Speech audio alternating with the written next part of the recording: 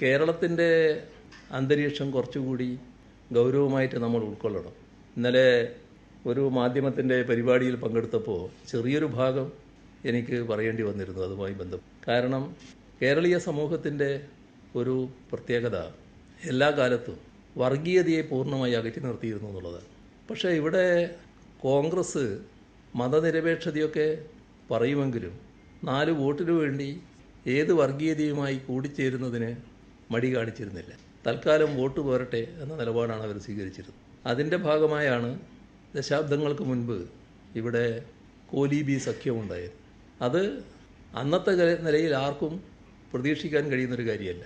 പക്ഷേ വടകര ലോക്സഭാ മണ്ഡലത്തിലും ബേപ്പൂർ അസംബ്ലി നിയോജക മണ്ഡലത്തിലും കോലീബി സഖ്യമുണ്ടാക്കി. അതിലൂടെ BJPക്ക് അഭിമതരായ ആളുകളെ നിയമസഭയിലേക്കും പാർലമെൻറ്റിലേക്കും എത്തിക്കാനായിരുന്നു ഉദ്ദേശിച്ചത്. പക്ഷേ കേരളീയ സമൂഹം വലിയ ജാഗ്രത വർഗീയതയ്ക്കെതിരെ പുലർത്തുന്നൊരു കാലമായതുകൊണ്ട് തന്നെ ആ നീക്കം ഫലവത്തായില്ല.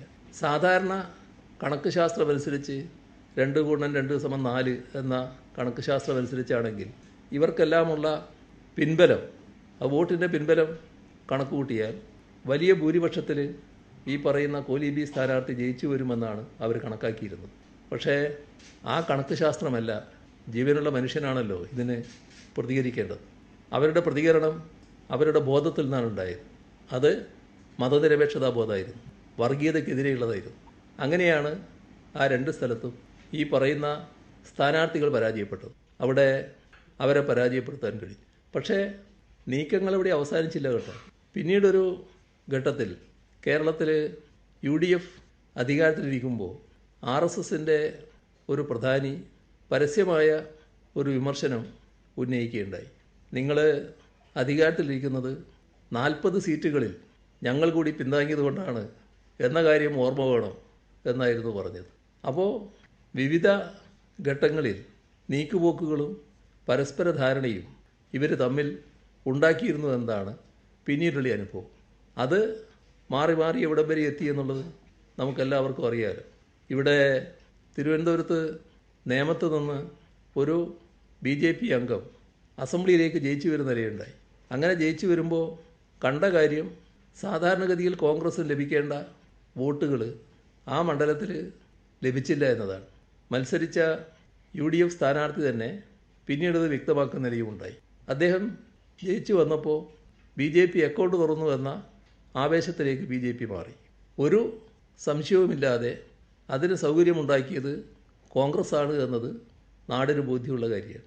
ഇപ്പോൾ നമ്മുടെ തൃശ്ശൂർ പാർലമെൻറ്റ് മണ്ഡലത്തിൽ 2024 തെരഞ്ഞെടുപ്പ് നടന്നപ്പോൾ BJP സ്ഥാനാർത്ഥി ജയിച്ചു വരുന്നു.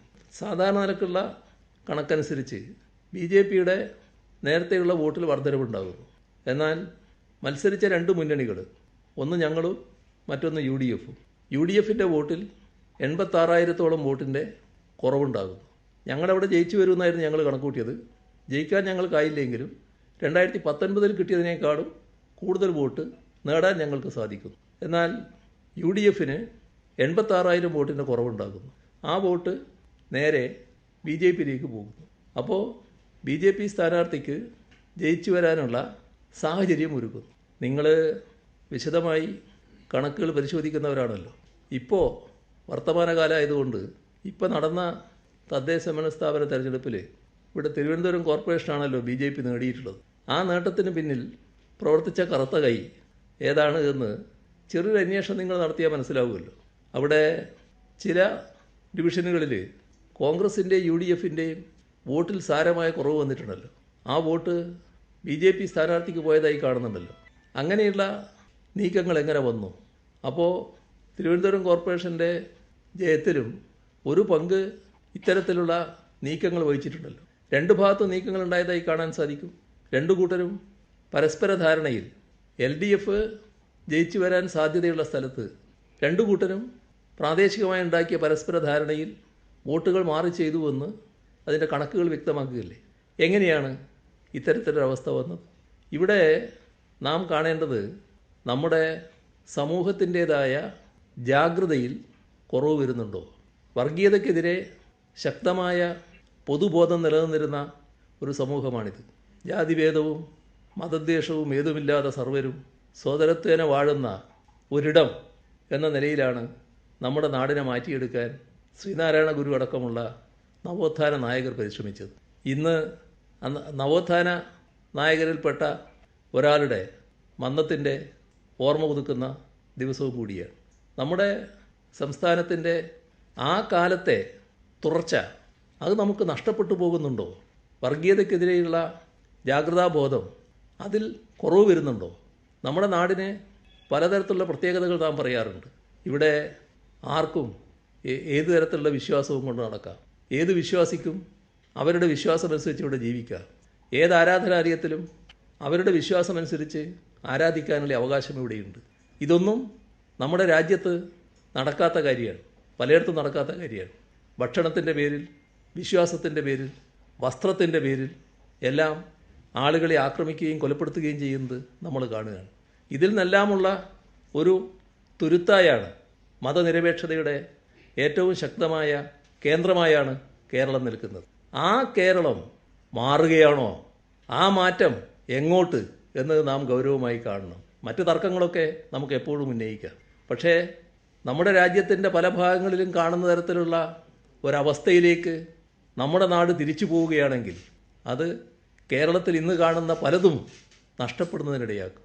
കേരള തനിമ നഷ്ടപ്പെടും, മതനിരപേക്ഷത മൂല്യങ്ങൾ നഷ്ടപ്പെടും. ഇവിടെ നാം അഭിമാനിക്കുന്ന പലതും ഇല്ലാതാകും. ആ ഒരവസ്ഥ നാം എല്ലാവരും ഗൗരവത്തോടെ കാണണം.